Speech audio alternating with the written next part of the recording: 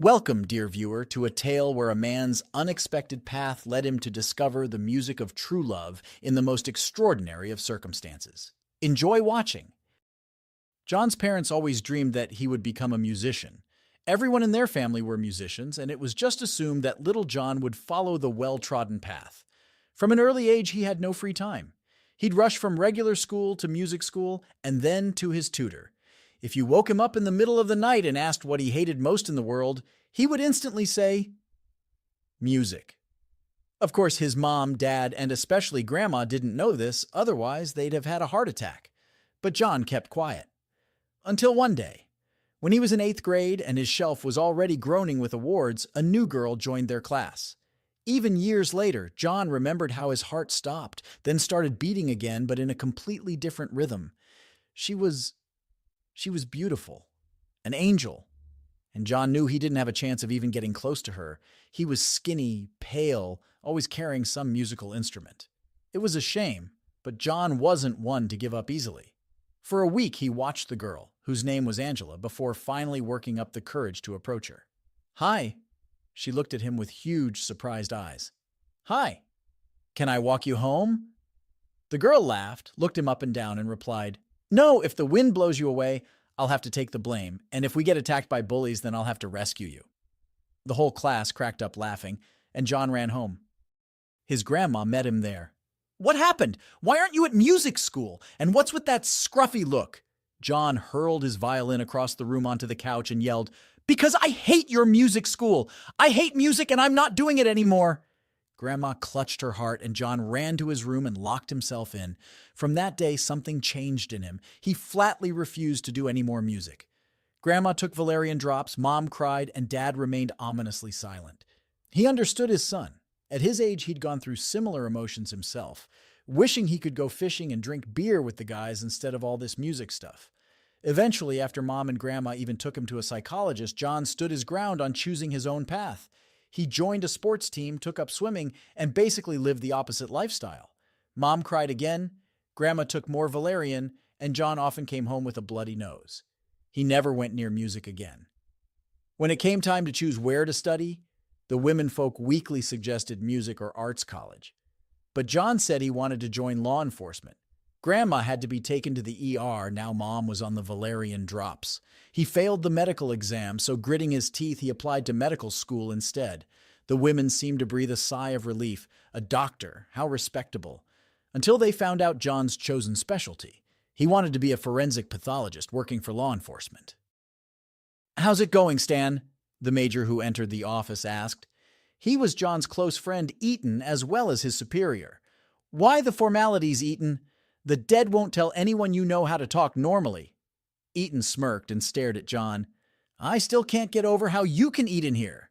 John shrugged. "What's wrong with it? Where am I supposed to eat? Out on the street? Want some tea, by the way?" Eaton swallowed hard and shook his head.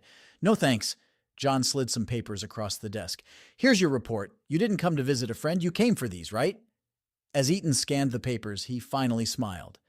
"Thanks, John. Just as I expected. No need to rush now. I can actually catch up with my friend. How's it going?" John laughed. "Pretty mercenary of you. I shudder to think how you'd talk to me without this report." They chatted for a while, until John asked if Eaton had patched things up with his wife, Allie. Eaton sighed. "Are you kidding? She took little Johnny and went to stay with her mother. No amount of talking helps. My mother-in-law keeps fanning the flames too, saying I'll get myself shot and Allie will be a single mom." John washed out his mug. "Women are strange. If Allie leaves you and files for divorce, won't she still be a single mom?" Eaton looked pleadingly at his friend. "John, could you please talk to her? She's gone completely off the rails this past week, won't listen to a word I say." John studied his friend closely. "You do look pretty rough. Did something else happen?" Eaton settled into his chair. "Listen, I'm starting to seriously consider quitting this job myself. You know how I was saying we got a new boss? What a tyrant. Has he come to see you yet?" John shook his head. He'd heard they had a new department head, but never met the guy. "I've got a really bad feeling about this, John. He's a slippery character. The whole department is talking about how he parties with the team. It's strange internal affairs hasn't taken an interest. He must have connections greasing the wheels. Hopefully he leaves me alone for now. Lucky you sitting in this basement with no one bothering you. The phone rang in the office they were in. Well, another body's arrived. Gotta go. Eaton said goodbye quickly, mentioning they were going to try talking to Allie again that weekend, and hurried out. John went upstairs. He immediately recognized the uniformed man throwing his weight around as the unpopular new boss everyone had mentioned. He was disheveled, reeking of alcohol, and shouting, "Why do I have to wait? Where have you people been?" John looked at him calmly. "Please don't raise your voice, sir. This isn't the place to be shouting and rushing." The lieutenant colonel glared at him but lowered his tone. "I need you to do the autopsy as quickly as possible. The girl had a heart condition. It was an expected death, so just give me the basic report. The body needs to be released to the family this evening. I'll take care of the arrangements." "Your acquaintances?" John asked. The man hesitated. "More like acquaintances of acquaintances. Just do as I said, understand?" John nodded. "I understand perfectly." The man left, and John pulled back the sheet, stopping short. The deceased often looked peaceful, but there was always the unmistakable stamp of death on their face. Not this time. The young woman looked alive and stunningly beautiful besides. John sighed. The beautiful and young ones leaving, while some fairly unpleasant people somehow stuck around.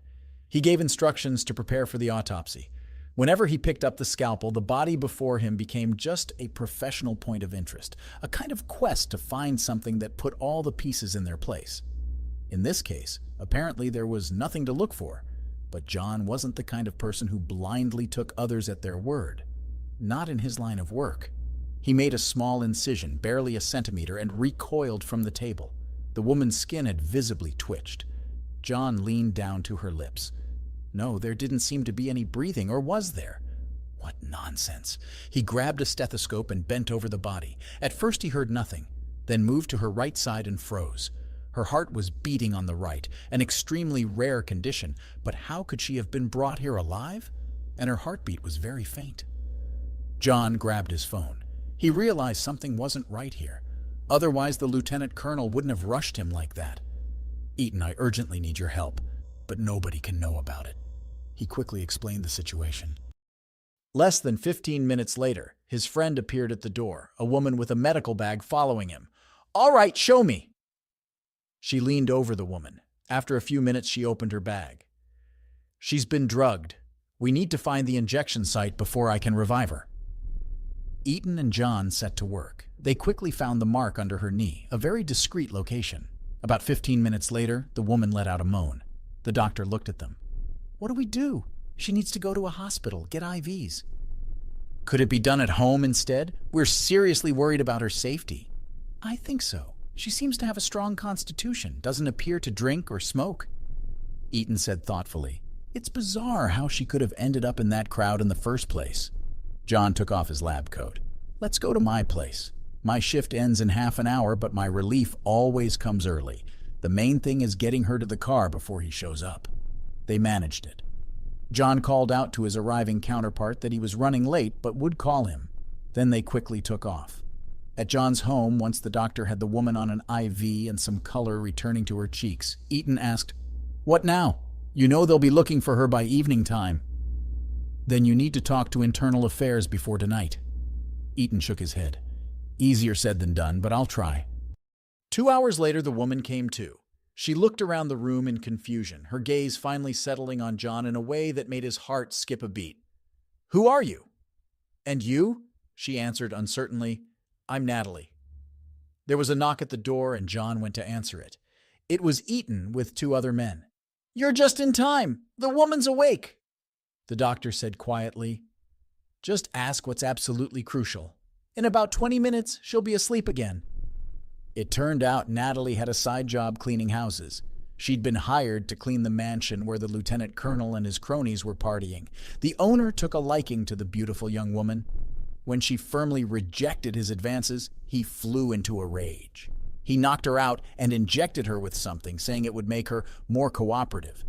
But either he miscalculated the dose or she had an unusual reaction. They all thought she was dead when her heart couldn't be detected. None of them drunk enough to realize it was just on the wrong side. The colonel needed a medical report that she died from a heart attack, which is what he'd instructed John to provide. By evening, he planned to have the body released for obfuscation of some kind. Once Natalie had fully recovered that evening, John told her the whole story of how they'd met. Understandably, she was terrified and asked to call her mom. The lieutenant colonel was arrested red-handed when he showed up at the morgue to collect the body later that night. 2 months later, Eaton was head of the department. They'd managed to persuade Allie to come back home in the end. It took some doing, but Natalie's quiet words to her made an impact. "You have no idea. If it wasn't for John and your husband, I wouldn't be here." 3 months after that, the forensic pathologist got married. Yes, he found a woman who didn't care one bit about his profession. In fact, she viewed it with a kind of reverence, saying only a true professional could have saved her life like that. Mom was relieved. "Well, thanks, B. He at least found himself a normal wife, not some lady in pants with a gun strapped on." She didn't know the full story of how they met. And Natalie turned out to be an accomplished violinist. At their wedding, for the first time in many years, John picked up the violin again. Together they played a wistful, romantic melody that had all the guests in tears.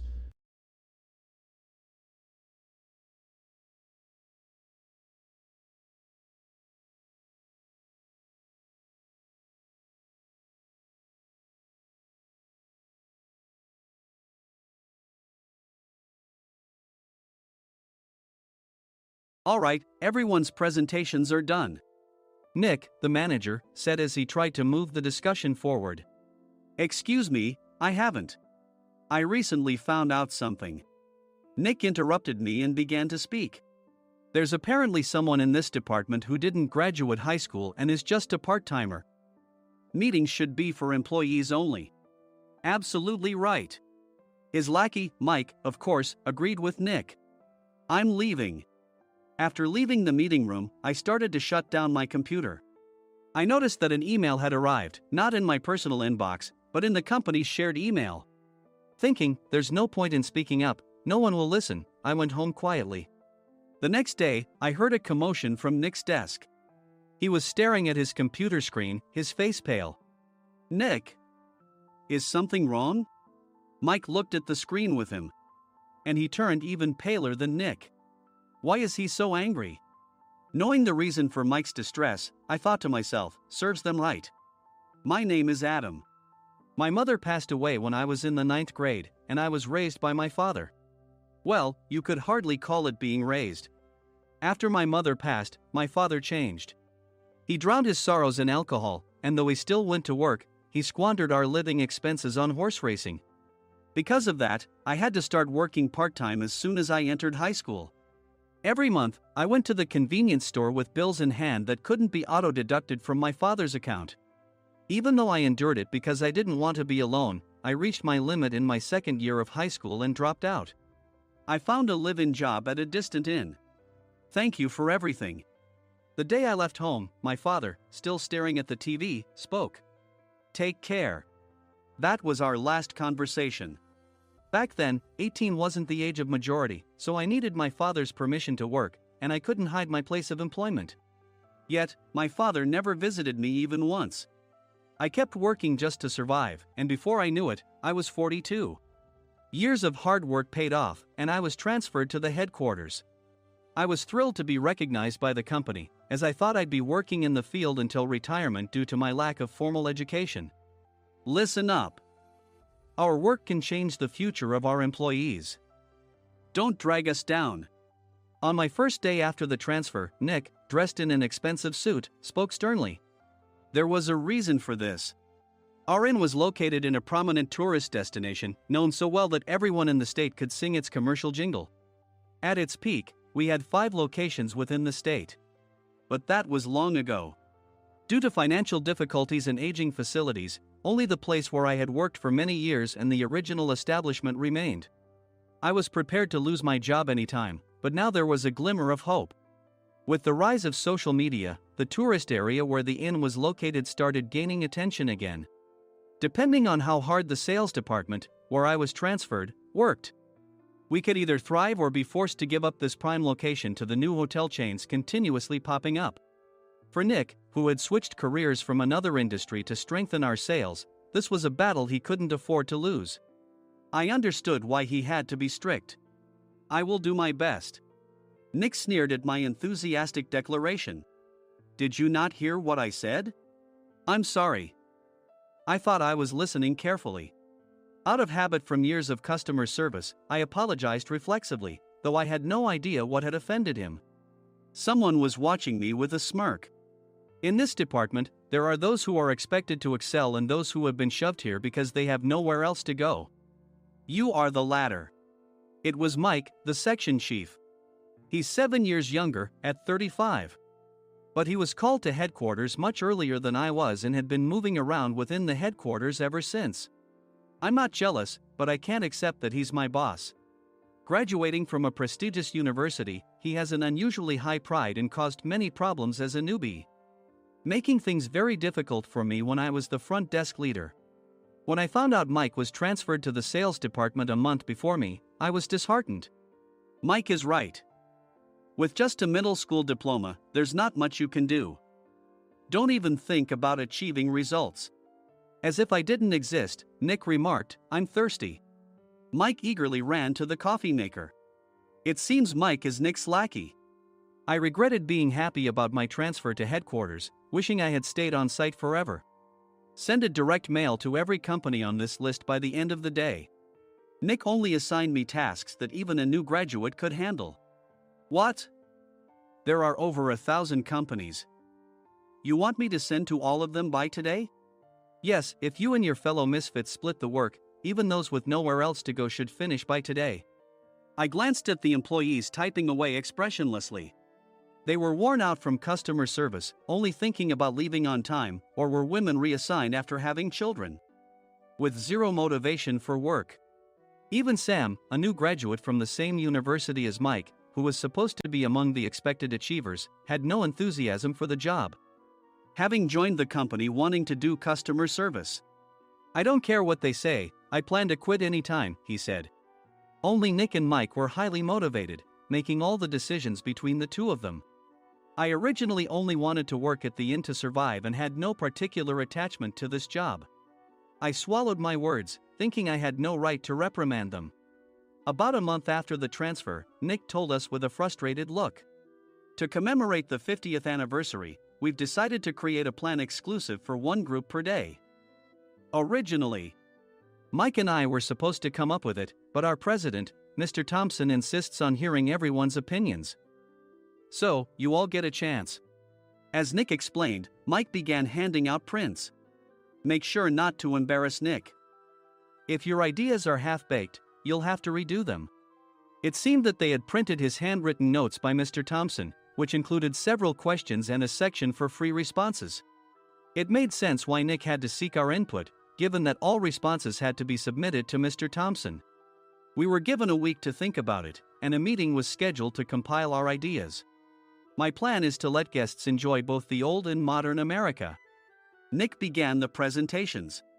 Guests would watch a master confectioner at a nearby traditional sweet shop make sweets in front of them. The welcome drink would be premium tea in a bottle. Nick's plan was certainly attractive. After his presentation, Nick called on us to present in the order we were seated. Just as I stood up for my turn. All right, everyone's presentations are done. Excuse me, I haven't. I recently found out something. Nick interrupted me. There's someone in this department who didn't graduate high school and is just a part-timer. He was likely talking about me. I joined the company as a part-timer and was made a full-time employee when I turned 20.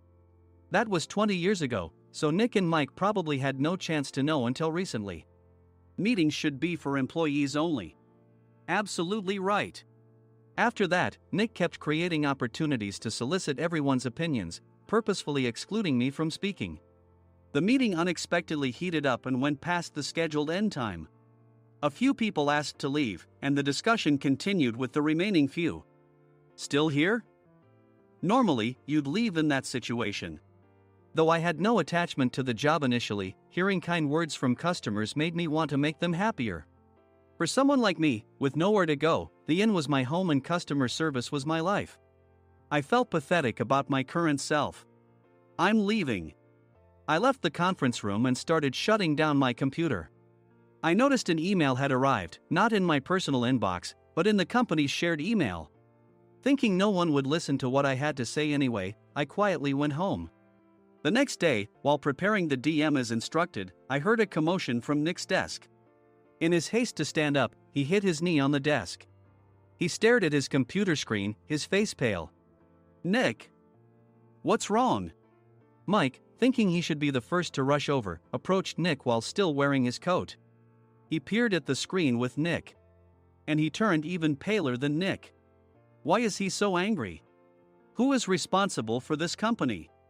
Nick, more irritated than ever, asked, and Mike answered without checking. Probably Sam. Sam wasn't there because he was attending a morning training session for new hires. Nick gave up on getting angry and returned his gaze to the screen. They were looking at an email that arrived right after the end of the working day yesterday. Apparently, no one, including me, had checked it before leaving. The email was from a large company that used us for their annual employee trips. The president and executives of that company also frequently used our services personally. President of the company, Mr. Mason himself, had declared that neither he nor his company would ever use our services again. Well, some companies cancel their employee trips or stop using our services due to financial struggles. Let's just move on. Mike kept wiping the sweat from his forehead with a handkerchief. Knowing why Mike was so agitated, I quietly watched their interaction. Do you know how much revenue we get from that company? We can find other guests to fill the rooms, but we'll lose the banquet costs, gift shop revenue, rental car fees, and more. Moreover, the gifts were supposed to be prepared by the traditional confectionery shop involved in Nick's proposed plan. If it's known that we incurred such a huge loss at this critical time, Nick's position in the company would be jeopardized. Nick took a deep breath, seemingly trying to calm himself. All right, Mike. Go to New York right now and apologize to Mr. Mason. What? You're coming with me, right? I have urgent work to do. I trust you, which is why I'm entrusting this to you. Please. Mike, believing Nick's sincerity, agreed with a determined look on his face, saying, yes. That's Nick for you. Even if Mike went to apologize, Nick would shift all the blame onto him if the client didn't change their mind. Well, it was Mike's fault to begin with, so it served him right. About 3 hours later, Sam answered a call from somewhere and repeatedly apologized, saying, I'm very sorry. Everyone watched to see what was happening. After ending the call, he informed Nick with a weary tone. When Mike arrived at the client's company, he only made things worse, further infuriating Mr. Mason. He was demanding, get his boss here immediately. It was no wonder Sam was exhausted, dealing with such a call right after returning from training. What is that idiot doing? All right, Adam, you're coming with me. If sacrificing Mike didn't work, then I must be next. Normally, I'd want to refuse at all costs, but I saw an opportunity in this situation. If I can be of assistance, I'd be happy to join you. I immediately followed Nick, and we flew to New York. When we introduced ourselves at the reception, it became clear how serious the situation was. As the receptionist personally escorted us to the president's office. Angry voices leaked through the door, making both Nick and me uneasy. Excuse me. I'm Nick, the supervisor. I understand my subordinate has caused you trouble, and I deeply apologize. Nick, with his experience in the corporate world, knew enough to offer an apology before excuses. However, his customer service skills left much to be desired. I sighed as I saw Mike trembling like a small dog in the corner of the room. What kind of training are you giving your subordinates? Mr. Mason glared at Nick with a red face. The intensity of his gaze made even Nick take a step back. Regrettably, I joined this company only 2 years ago and was unaware of Mike's issues. I should have identified his shortcomings sooner. Indeed. I should have realized sooner. No sensible person would come to apologize and then give a lengthy presentation on the drawbacks of not using their in. Nick froze, his mouth slightly open. Suspecting the worst, I picked up the documents that had fallen to the floor. It seemed Mike hastily prepared these documents on the plane, listing the disadvantages. Disadvantage 1, if you change the venue for the company trip, employees might suspect it's for cost-cutting reasons, leading to a negative impression. Reading it aloud half-jokingly, Nick snatched the papers from my hand and checked the contents with a furious expression. Among the stack of documents was a receipt from a nearby convenience store's copy machine. I felt a pang of dread, hoping he hadn't shown the receipt as well. What do you think he said when I asked what kind of nerve he had to do this? I'm very sorry. Faced with the dire situation, Nick must have thought there was nothing left to do but apologize. In a voice smaller than I'd ever heard from him, he uttered words of apology. He said, "I'm a Harvard graduate. I don't believe I said anything wrong." Mike! What have you done? Forgetting his plan to pin the blame on Mike, Nick yelled loudly, even in front of Mr. Mason. "I didn't do anything wrong." "You're still saying that? Look at him." Mike pointed at me with a shaking hand. "I was assigned to headquarters in my 20s and now I'm a section chief.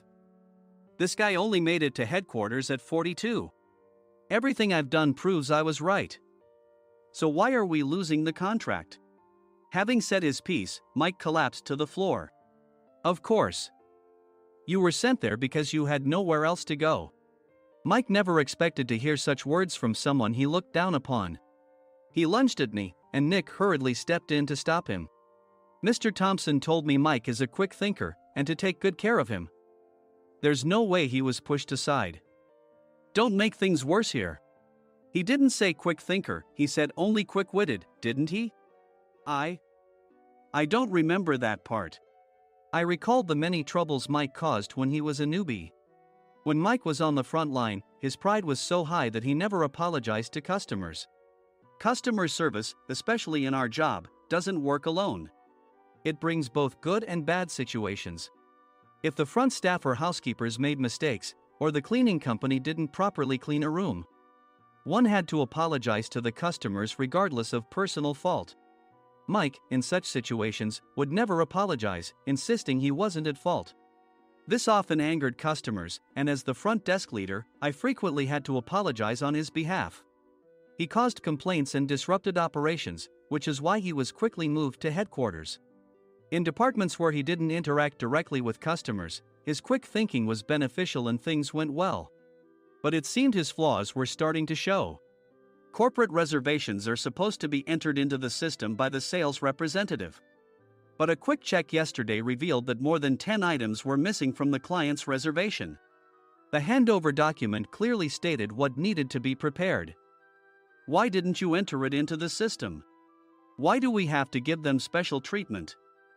Filling rooms near the banquet hall, setting up all the food in advance. Specifying the brand of wine, they're too demanding. No wonder he always angered customers, I thought, feeling a headache coming on. Grouping them in rooms near the banquet hall is for our benefit too. It makes it easier for the staff to set up beds and serve breakfast since everyone's schedule is synchronized. As for the other requests, Mr. Mason suggested them to lighten our load. I didn't know that. Nick finally seemed to realize that Mike was the one who had angered the client. What did you say to them? I just told them we wouldn't give them special treatment anymore. We shouldn't waste effort on things that don't bring in money. I was utterly exasperated at his lack of understanding of customer service. Of course, we shouldn't comply with unreasonable demands. But carrying over successful practices from past stays makes customers feel remembered and enhances their experience. Good memories encourage repeat visits. That's part of our job. I looked down at Mike, who was sitting on the floor. In our job, nothing is a waste. Mr. Thompson likely moved you to the sales department, hoping you'd finally understand this. How do you think he feels now that you failed to meet his expectations? Mike, tears in his eyes, fled the president's office. I was amazed he still hadn't apologized. You have it tough, Adam. It's okay, we're all employees of the same company. I deeply apologize for this disrespectful incident. Especially after all the care you've shown us. If it weren't for you, Adam, I really would have stopped staying here. When I heard you were moving to the sales department, I was willing to reconsider if you handled it. Seeing us talk so amicably, Nick's face contorted. Do you two know each other? Adam's service is excellent. I always requested him specifically. Normally, we don't accept specific staff requests, but we made an exception for Mr. Mason, adjusting my shifts accordingly. He had personally stayed at our hotel just before my transfer, and during casual conversation, I mentioned, "I'm moving to the sales department soon." If I hadn't told him then, things could have been much worse. "Please continue to take care of us. I look forward to it." On the return flight, Nick awkwardly offered me a can of beer. "It's still working hours." Of course, I had no intention of forgiving him for a single beer. Nick might try to pin everything on Mike and avoid any consequences. While pondering this, a startling fact came to light. "Nick, the tea bottles for the plan have arrived." I handed Nick a bottle labeled with our inn's name. "They look good." "What are you talking about?" "These are plastic bottles. I had assumed we would use the trendy, high-end bottling tea. But what arrived were ordinary plastic bottles of tea with customized labels. The only unique aspect was the label, which had the inn's name, making it look customized. Upon further investigation, I discovered that a substantial amount of money was set to be paid to the tea company. It was priced like bottling tea. Does this plastic bottle really cost $100 each? The tea inside is specially blended for us. The extra cost is for that. Wouldn't it be better to use another tea company? Or is there a specific reason we must use this one?" As Nick continued to make excuses, I showed him a printed email. I informed the tea company's president, Mr. Mitchell, that we discovered irregular payments and he confessed. He said you two were high school classmates and planned to split the extra money. That idiot. Why did he confess? That's not important. You should worry about yourself, this could turn into a police matter. Opening the bottle cap, I suggested. How about calming down with this tea? It supposedly has a relaxing effect. Nick drank the tea frantically. In the following days, decisions were made about their fates. Mike was reassigned to the General Affairs Department, with no chance of transfer or promotion, as per Mr. Thompson's orders. As for Nick, since the payment to the tea company hadn't yet been made, he narrowly avoided legal trouble. Instead, he was encouraged to leave the company, and to avoid further complications, Nick submitted his resignation. Rumor has it that connections between HR departments have made it difficult for him to find new employment.